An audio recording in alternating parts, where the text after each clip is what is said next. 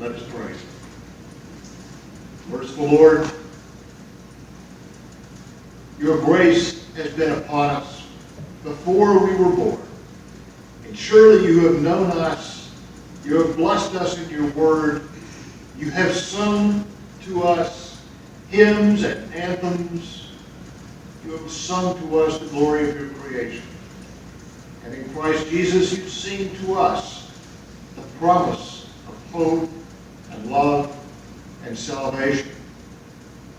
And through the words of your apostles and your church, we know that nothing will ever separate us from your love.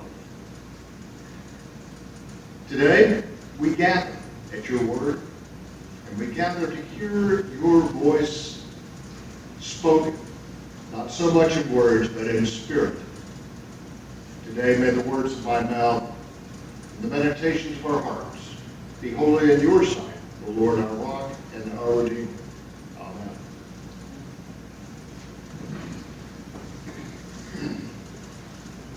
It's an interesting passage.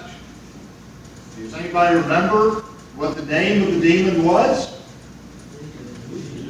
Legion. So, we don't name our armies Legion in this country. Legions are kind of a pattern of military fighting strategy from a long time ago. So are there legions still in the world? You bet. And if you do listen to the news, if you do read internet chatter, which I'm finding incredibly annoying some days, you will realize there are legions of things which threaten us, challenge us, are up against us sometimes, not the least being ourselves. Legions of diseases, epidemics and pandemics, vaccination problems. We can do something about some of those. Legions of violence, legions of domestic violence, legions of immigrants fleeing corruption. You name it. There are legions which seemingly are threatening us every day. What are we to do? 'Tis also the season of summer when I find I'm being threatened by legions of gnats in my backyard. Mosquitoes. Who knows what's next? So the Exodus story credits God with sending swarms of frogs, flies, and other scourges upon Egypt in order that Pharaoh might conceive God's power and that Pharaoh might free the Israelites. And we know who freed the Israelites. Alas, Pharaoh just hardened his hearts and added to their misery. Now later, the Romans gave rise to that term, legion. Well, that's how their armies were organized in various levels. And the legionnaires, well, that's history. The legionnaires were what Rome was known for. They went through the lands such as Judea and other areas, and they put down uprisings. They put down hostility. They put down any threat they could by putting their boot to the neck of anyone subject to them. That was what people thought of when they heard the term legion. So when the demon says, I am legion, think about all the hardships people back then would have met. And think about this poor man, possessed, out of his mind. Might say manic depressive, we don't know what his real other issue might be described as, but when the fit was on him, he would burst his chains and go wild. They couldn't keep clothes on him. He wasn't civilized, so he lived not in a house, but in the cemetery. Can you imagine? And interestingly, that cemetery was filled with people who had probably, many of whom had probably been killed by the Roman legions. The man might have had PTSD, any number of things. When Jesus had hopped off the boat after calming the seas, he encountered this Gerasene demoniac, and it's one of our first cues as to what's going on. When he asked the demon, "What is your name?" And the way the account goes, Jesus was prepared and able to cast this demon collectively and individually out. And they asked, "Can we enter this herd of swine?" Jesus found that acceptable, and the swine then jumped to their deaths. Another interesting little thing. Who is this book written for? It's written for the church, out of a Hebrew tradition. What do the Hebrews, what do the Jews think about swine? They were unclean. And the people who handled swine were unclean. So it's kind of almost like, get this, the swine then jumped into the lake, demonstrating our superiority. That the swine and the swine holders were dealing with unclean stuff. Now, that's a little bit difficult for us today to wrap our heads around. What we tend to think about was, what about the swine herds? This was their livelihood. These were their pigs. Do you know what swine were good for back then? Oh yeah, if you've never been around pigs, you might have an idea. The swine herds would be driven through the town, through the streets, and herded, and they would eat the garbage that people threw out. So they were doing a wonderful civic duty by fattening themselves up on people's trash. So when they all jumped in the lake and were drowned, the swine herds lost their livelihood. Good, upstanding, tax-paying citizens they were. The town lost its garbage service, and the whole economy took a hit. Legion. Oh, the ramifications of what happened are just legion. The demoniac, who had been out of control alone in that cemetery, naked and simply fearsome, found himself then at peace, dressed in before Jesus. For him, it was the relief of all of his horrors, his possession, his fears. Wouldn't you want to follow Jesus? He did. Jesus, not the only time, told him to remain and witness to his community the kindness and the power and the love of God. Yeah, I would want to follow Christ too.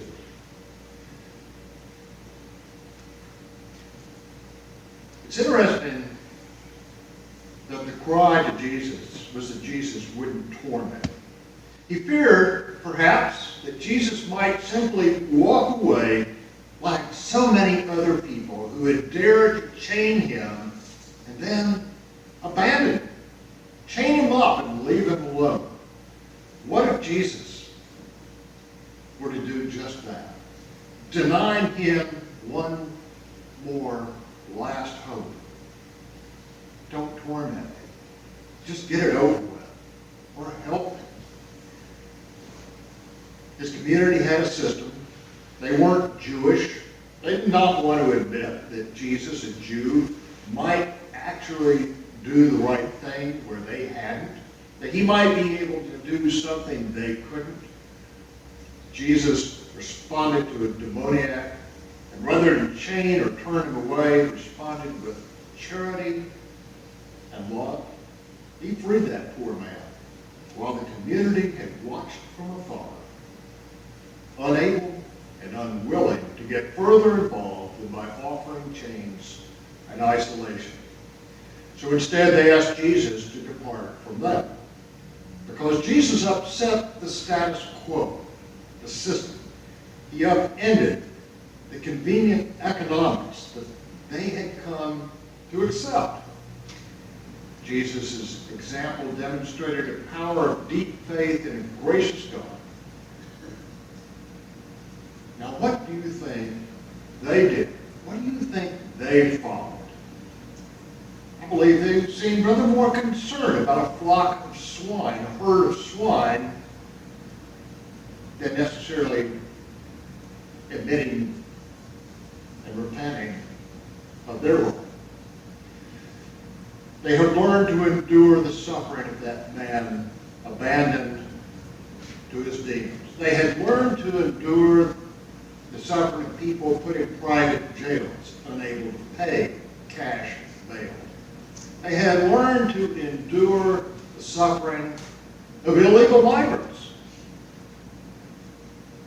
It's the system. It was okay.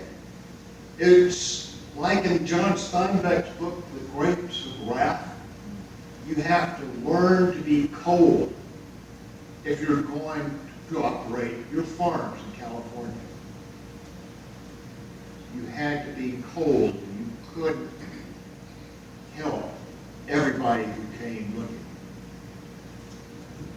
Read the book. So, the Gerasenes, they had learned to accept the system. And when those demons entered and destroyed their livestock, they realized that Jesus was a threat to them and the whole system of their society. What other disruption might Jesus bring in the name of God's grace and compassion and truth? What cost does spiritual truth bring? So now for the here and now. You know that as an economist, I had to actually study some of the old classical economics, much of which has been kind of poo-pooed over the years, but it also has its place. And you might have heard of a certain Thomas Malthus who actually looked at simple math. And he said, we are able to add to the food supply a little bit at a time, which was true for him. But people can breed geometrically. First 2, then 4, then 8, then 16. And before you know it, we will outstrip the food supply, no matter how much we keep growing and raising.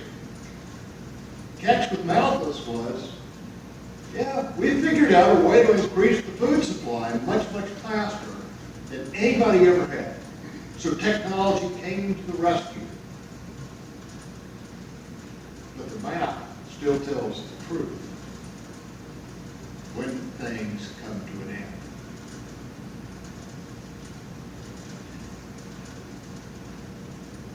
In many ways, we have taken dominion over the world. It's not always shown great stewardship, but we're still multiplying, and we trust in what we think is God's world and food chain to provide.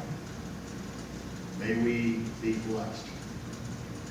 We also carry with us and share the diseases that endanger us from time to time. We have embraced the profits of the drug companies and the defense industries. Check your portfolio, guys. I guarantee you something is in there. And like the Roman legions who kept their boots on their subjects, we keep our foot to the throttle of profiteering at the expense of people without thought and without knowing what goes on. But what if Jesus is right? What if it costs us some swine to save a person and a family and a community from the legions of demonic forces that would possess us? What if Jesus is right that there is something worth the sacrifice, worth giving in the sight of God that will seize our attention to care for outcasts among us before all is lost? Is there anyone among us who will risk mercy and personal safety to save us? Sometimes we are the legions, fighting among ourselves to keep our demons appeased, and sometimes despite ourselves we find that we can love our fellow men, women, children enough to sacrifice ourselves materially and personally Everybody here knows that. There are people who work tremendously, important jobs, without receiving any great material reward to bless us and our culture. What about the millions of people who lost jobs over the past decades because we didn't invest in our people? What about the drug victims who never meant to slide into the abyss? They just want to be with us. What do we do? So the power of Jesus troubled the community of the Gerasenes, and the power of Jesus ought to trouble us. If we don't appreciate the power of God in Jesus Christ, then what the heck are we doing here? It should inspire us to look for our salvation in the Lord Jesus, who shows us new life in God's kingdom. Jesus calls us to follow him and assures us that even as we carry another's crosses and our own, the best is yet to come. Go and witness and tell your neighbors and the world around you of the surpassing love and power of God in Christ Jesus. Thanks be to God. Let us pray. Merciful Lord, in your mercy, you meet us where we are. If we may not be perfect even yet, somehow in your love, you are leading us to seek to do what is right. Help us to speak your truth in our acts of grace and truth to the world. Amen.